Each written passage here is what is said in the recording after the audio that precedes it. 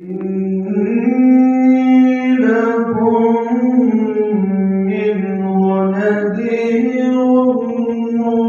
مبين ولا تجعلوا مع الله إلها آخر إني لكم منه نذير مبين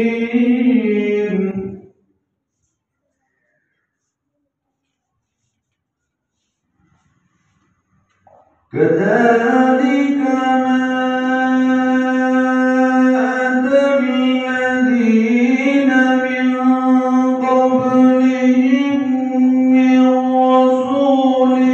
إلا قالوا ساحر أو مجنون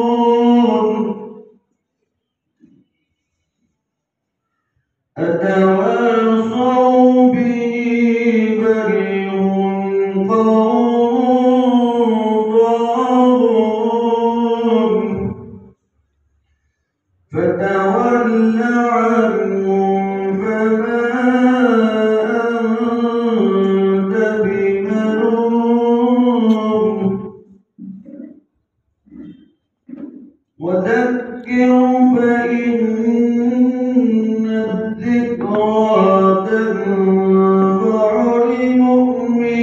المؤمنين وما خلقت الجن والإنس إلا ليعبدون ما أريد منهم من رزق وما أريد أن يطعمون إن الله هو الرزاق ذو القوة المتين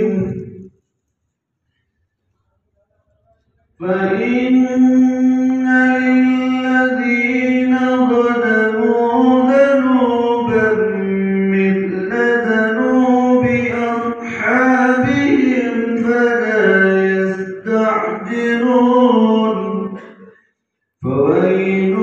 للذين كفروا من يومهم الذي يوعدون صدق الله العظيم.